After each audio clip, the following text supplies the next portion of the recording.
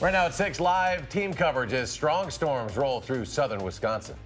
And an ongoing investigation in Beloit. Police are still on the search for a man accused of attacking the mother of his young son and then running off with the child. Plus, we have a reaction tonight from state lawmakers after the Supreme Court rules on a federal lawsuit filed in Wisconsin about drawing legislative boundaries. From the Channel3000.com Alert Center, this is News 3 Now at 6. Thanks for joining us tonight. We are keeping an eye to the sky tonight for a potential evening of severe weather. Hopefully it's moved on out. A first round moved through Madison around 4 o'clock this afternoon. We have team coverage on this tonight. Chief Meteorologist Gary Canaldi and Madeline O'Neill live in Baraboo, where the storm left behind some damage. But let's get a look at your updated first alert forecast. And Gary, hopefully we've seen the last of it. Well, so far we have. The line of storms has swept eastward and now is moving through the Milwaukee area. But take a look at what's happening here in eastern Iowa. This is just southwest of Grant County. Severe thunderstorm warning into parts of Dubuque County in eastern Iowa. That storm may clip far southern portions of Grant County. Most likely it'll stay just south of the Wisconsin-Illinois state line and move into northwestern Illinois. But you can see the main part of the line of storms now heading through the Milwaukee area and out into Lake Michigan. Farther to the north and west, there are some light showers up in northern Minnesota. Some of the computer models indicate those could develop into severe thunderstorms later tonight and sweep southeastward, reaching us by morning. Storm Prediction Center still has us under a slight to enhanced risk of severe weather this evening. High temperatures reach the upper 80s with high humidity. In fact, Janesville hit 90 degrees before the storms rolled on through. And look where the temperatures are now, a good 20 degrees cooler than they were earlier. That has fueled the high winds as those storms have rolled on through. But notice to the west, those temperatures starting to rebound back into the lower 70s. That will make the atmosphere more unstable. So expect another round of thunderstorms perhaps later on tonight. We'll have to see if those become severe. And then tomorrow, the possibility exists for some strong to severe thunderstorms in the afternoon. Otherwise, it'll be a very warm and humid day with a high of 88. Following the thunderstorms, heat and humidity build for the weekend. I'll have more details in weather in a few minutes. Thank you, Gary. We are getting several photos of the storm and damage from viewers. This one sent in from Burhop's Lakeside Lodge on Lake Wisconsin. The second photo showing some of the damage into forest. This is just one of several reported trees down across the area. And here's a look at the current Madison gas and electric power outage map. A few spots of outages still out there. About 1,500 remain without power. And Alliant Energy, by the way, reporting more than 9,100 without power in their Wisconsin service areas. Our Madeline O'Neill has been tracking some of this damage tonight. And she joins us live in Baraboo, where she showed us at 5. There's quite a bit of tree damage there. Maddie? Hi, Eric and Charlotte. Yeah, so we're right off Madison Avenue in Baraboo, where fire officials tell us really took the brunt of the damage. The storm has basically rolled out of here, but you can tell it came through here. Fire officials are helping clean up some of these debris, in some cases helping getting trees off of buildings. I want to show you this close call at this house here. Now, the tree clearly nearly missing it. The gentleman who lives here tells me he was understandably scared when he saw this. His wife was home at the time. The strong winds damaged his mailbox and took a swing from his backyard as well. But when he found out everyone was safe, he felt lucky. What happened here is God's grace. I want to give him all the credit in the world, because it totally missed our house again for the second time. Last year we had a maple tree over here, rested on the house ever so gently where that middle crease is in the gutter there. And this time the tree got put down, but it was put down past the house again. Now, that's certainly not the only tree down in the area. Power lines are down too, explaining those outages. Utility workers are working on fixing them. Now you can see this bent line, that's just down the street, and Sauk County Dispatch tells us that kind of things, the trees down, the power lines down, that's not limited to the Baraboo area. That is county-wide from the Wisconsin Dells to Sauk City. Now, here in Baraboo, fire officials tell us that as of now, they don't know of any injuries related to this storm. Charlotte and Eric. Madeline O'Neill reporting live tonight. Maddie, thank you. And as these storms roll through, make sure you have the latest weather information on our Channel 3000 First Alert Weather and Traffic app. That includes our hourly forecast, 10-day forecast, and an interactive radar, all for free. Just search Channel 3000 in your app store. Police are still on the search for a man wanted for beating the mother of his child and running off with their child. Tonight, the mother of the baby is begging for help. Rock County reporter Adam Duxter is live outside Beloit Police Department with the latest information. Adam? Well, Eric and Charlotte, Beloit police say 25-year-old Jeb Starks is wanted for battery after he allegedly beat the mother of his child before he and his mother took off with a 7-month-old baby. Now, police now say they are looking for Sparks, but do not know where he is, his mom, or that 7-month-old baby. They're asking for the public's help in that search. Earlier today, the baby's mother, Ashley Floyd, saying that she just desperately wants her baby to come home. And just please find him and bring him home. That's all I want. Please, somebody find him and bring him home.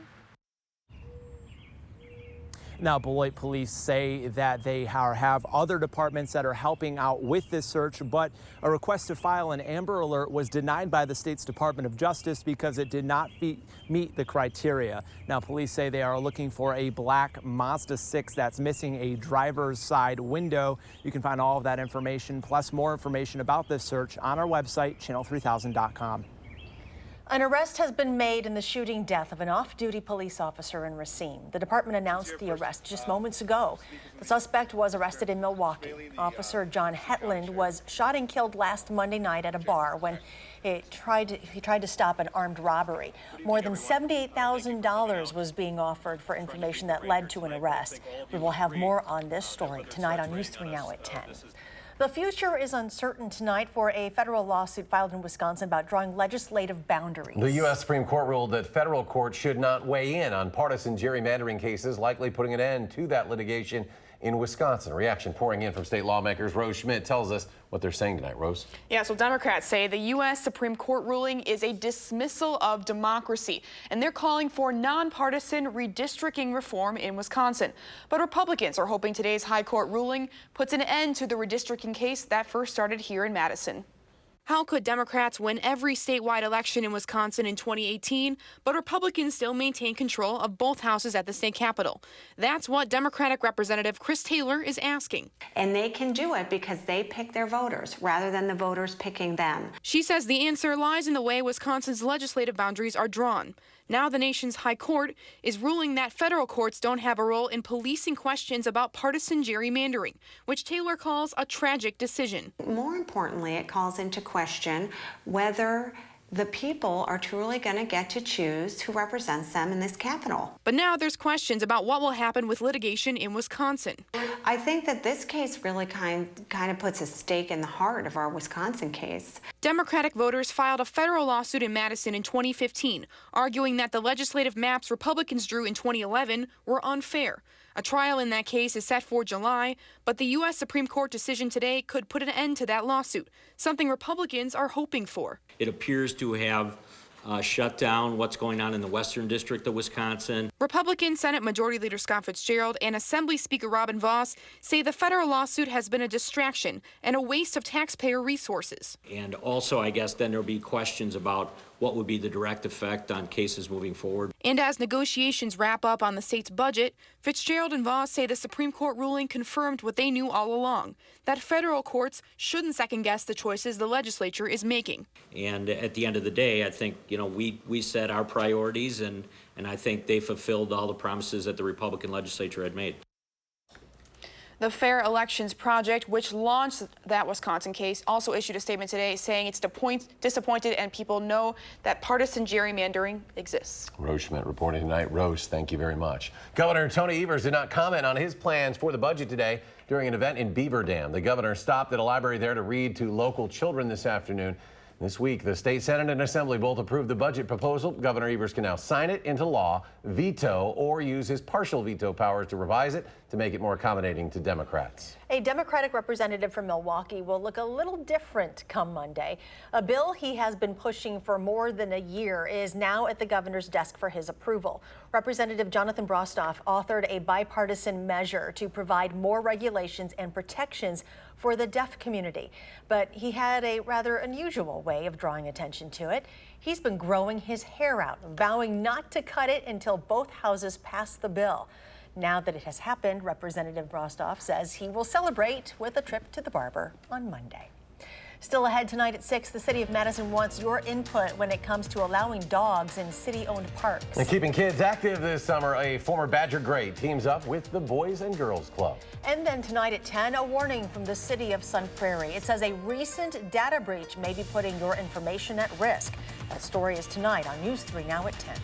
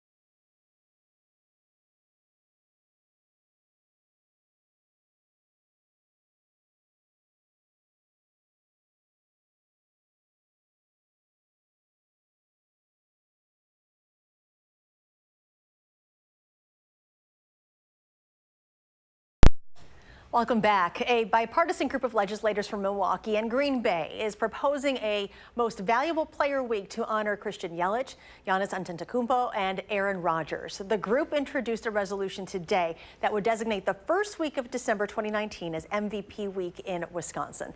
The lawmakers selected that week because Rodgers' birthday is December 2nd, Yelich's birthday is December 5th, and Antetokounmpo's birthday is December 6th. Kids in the Boys and Girls Club of Dane County are going to football camp for free this week. It's thanks to the help of a former Badgers great. The 3-day camp, put on by the former Badger All-American wide receiver Lee Evans, offers kids a chance to work with coaches on growing their skills in football and learning more about the fundamentals of the game. But they also learn life skills like team building and good sportsmanship. Learning how to work with different people, different teams, even picking the teams, right?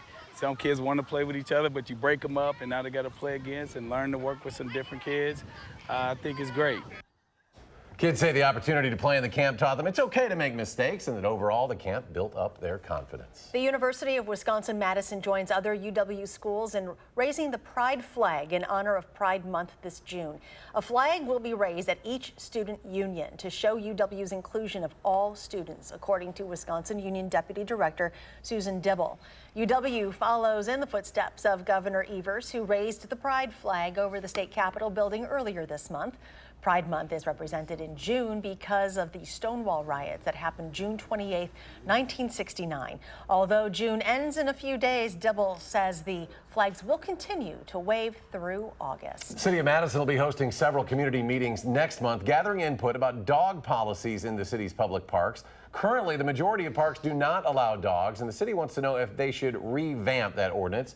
Those meetings will be held through July. Here are all the dates and locations. The city says it recognizes the existing policy is outdated and needs to be revisited. Still ahead tonight, the reigning MVP will once again be a starter at this year's All-Star game. That story just ahead in sports. But first, we're keeping an eye on a potential second round of storms. Gary Canolti will have his updated forecast when we come back.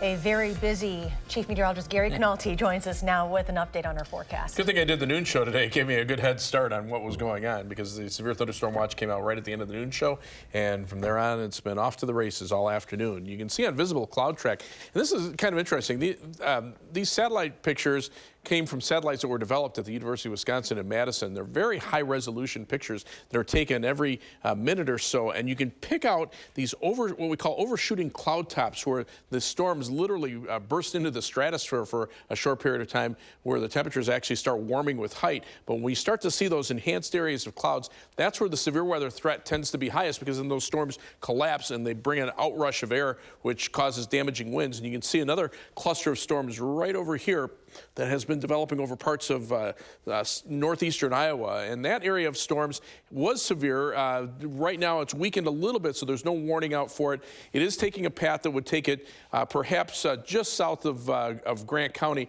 This is, again, moving through the northeastern portion of Iowa, and brings the potential, at least, for some strong winds and some small hail, at least as it tracks through northeastern Iowa. But again, probably will stay south of Grant County. The main line of storms now heading through the Milwaukee area out into Lake Michigan. Nothing immediately to the north and west, but you can see all of these severe weather reports through southern Wisconsin. A lot of them are just wind damage reports or high wind reports, winds 60 miles per hour or so. The blue ones are hail reports back into parts of Minnesota. So once this line of storms moves through, the atmosphere has kind of started to relax. But look, now we're starting to see more storm development in southeastern Minnesota. So we may see another round of storms develop to our north and west later on tonight that will sweep through southern Wisconsin. We see that on Future Track later on. And so there's the potential for another round of strong to severe thunderstorms late tonight into tomorrow. Severe weather threat right now is highest ahead of that line of storms. The Storm Prediction Center will move that enhanced area off to the east, but they may have to start increasing the severe weather chances overnight to our north and west. And right now there's a marginal risk of severe thunderstorms over southern Wisconsin because it's going to be very warm and humid. The boundary left over from the storms that will occur tonight into tomorrow morning will fuel another round of thunderstorms tomorrow afternoon. Rainfall amounts will probably be heaviest now to our north and east, because as the heat expands, the thunderstorm threat goes down across Iowa and then over parts of Wisconsin, especially the northeastern portion of the state on the northern edge of the heat. That warm and moist air fuels the potential for some heavy rain producing thunderstorms. An alert day remains in the forecast for tonight and tomorrow for the potential for severe weather, high winds and heavy rain, the main threats, maybe a little bit of hail, and then the heat takes hold for the weekend. Alert days for Saturday, Sunday, and Monday. High temperatures all 3 days around 90. Nighttime low temperatures around 70, so you don't even get really any relief at night. And the high humidity could lead to heat index values around 100. Live here from the Queen Bee Radio Skycam in Platteville. Looks a little ominous out to the west. The WISC Skycam showed some sunshine this morning, but watch as that squall line came through. You can see that shelf cloud coming on through, and you can see even the wind kicking up some of the rain and dust near the ground. But after that, things have kind of settled down. The live view from the WISC Skycam actually showing perhaps a little sunshine out to the west. As we check out the almanac for today, the high temperature made it up to 87 before the storms rolled through. Low temperature is 60. So our forecast for tonight: showers and thunderstorms off and on, low of 68, but temperatures will fluctuate up and down. And again, the possibility exists for a strong to severe thunderstorm. Then for tomorrow, variable cloudiness, high temperature 88, so very warm and humid, and another round of thunderstorms perhaps at some point during the day. On Future Track, you can see this evening storms rolling out, but here comes the storms late tonight into tomorrow morning, then a break, and then more storms firing up tomorrow afternoon. Those drop to the south tomorrow evening, and then on Saturday, just an outside chance of a shower or storm, but that's when the heat really takes hold and temperatures will be up around 90 degrees. Rainfall amounts, again, probably heavier north and east of Madison, where the next round of thunderstorms is more likely to track. 7 to 10 day forecast, heat and humidity for the weekend. Very warm conditions, even through the 4th of July holiday with some thunderstorm chances, but also a lot of dry hours as well. Maybe a break in the humidity by next weekend. He's one of the most popular guys in UW Athletics, and he's getting UW Athletics' highest award. The story coming up in sports. Hi, I'm Michelle Carolla. Tonight on the news at 9, as Americans prepare to celebrate Independence Day, a 4th of July tradition faces potential threats, tariffs on fireworks. First on Fox at 9.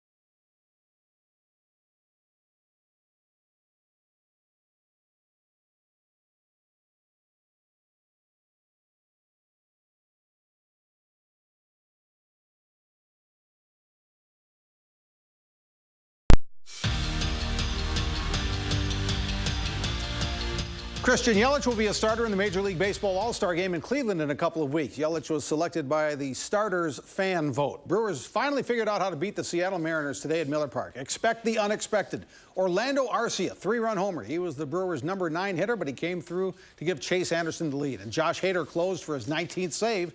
Brewers beat the Seattle Mariners 4-2. The Pittsburgh Pirates are at Miller Park tomorrow night to open a weekend series. A wild one at Wrigley Field, Cubs in Atlanta. Cubs down 6-1, but rallied for the win. Victor Caratini hit the go-ahead homer, and in to close it for the Cubs, Craig Kimbrell. The Cubs keep pace with the Brewers, beating Atlanta 9-7. So here's how they stand in the National League Central right now. Cubs up 1 on the Brewers with only 6.5 games separating first from last in the Central, not quite halfway through the season. I'm honored to be on the committee that helped select the UW Athletic Hall of Fame class, and today's inductee was one of the easiest decisions that committee has ever made. The latest inductee is Otto Pulls. He's now 86 years old, but he's as vibrant as ever. This will be his 6th Hall of Fame induction, who started his days at the UW on the baseball team in 1953. He was a Big Ten football official for 238 games, and he's been the official scorer for Badger basketball since 1964. And most importantly, he's been married to his lovely wife, Barb, for 64 years. Otto Pulls, the latest inductee into the UW Athletic Hall of Fame. The Women's World Cup resumes today in France. Winner of the first quarterfinal, England and Norway, faces the winner of the United States-France game in the semifinals. Today's match, no contest. England rolls to a big win. Jill Scott, Ellen White, Lucy Browns get the goals. England 3-0 over Norway. England ranked 3rd in the world right now, and they're headed to a date in the World Cup semifinals. So England will play its semifinal game Tuesday afternoon against one of the winners of the winner of tomorrow's USA-France game. The other quarterfinal games are Saturday as Italy faces the Netherlands and Germany goes against Sweden. There's been plenty of focus on the top-ranked American team, and even more so this week when their star forward Megan Rapinoe announced that she wouldn't be going to the White House if they win the World Cup. Her initial remarks said I'm not going to the bleeping White House. Today, Rapinoe stands by her initial comments, minus the swear word.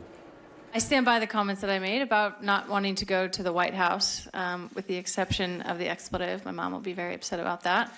But I think obviously entering with a lot of passion, considering how much time and effort and pride we take in the platform that we have, and using it for good and for leaving the game in a better place and hopefully the world in a better place. I'm not interested in answering any of those questions. We can get to the real reason we're here, which is a huge game. And first round of the U.S. Senior Open in South Bend, Indiana. Look at Steve Stricker and Jerry Kelly. Stricker's tied for first after matching David Tom's round of 62, and Kelly just finished. He's tied for third, just 2 shots back. Madison's Jim Schumann went 3 over today. A little momentum, Stricker and Kelly. This is a big one. Picking up right where they left off last weekend in Madison. Stricker's making putts now, so look out. Look out. Jay, thank you. We do have some breaking news from our Channel 3000 Alert Center. Crews are investigating a report of 2 kayaks that may have capsized on Crystal Lake. The Columbia County Sheriff's Department confirmed the investigation is still active right now. Authorities are not providing any further information. We'll have an update tonight on News 3 Now at 10. And a quick update with Gary. Yeah, the first round of storms has rolled on through. You can see some more storms starting to develop in northeastern Iowa and southeastern Minnesota, and then some more showers up to the north that may turn into thunderstorms later on tonight, according to the longer-range computer models. But at least right now, a little bit of a break. Temperatures have cooled down into the 60s to around 70 degrees, so that's kind of stabilized things. But notice the cross, they're up to 75 degrees, so the warm and humid air already moving into Minnesota and western Wisconsin. That's where the next batch of storms could develop. Alert days for severe weather potential tomorrow, hot and humid with alert days over the weekend, and then warm all the way through the 4th of July holiday. All right, Gary, thank you. Thanks for joining us. Enjoy your evening, and we'll see you back here at 10.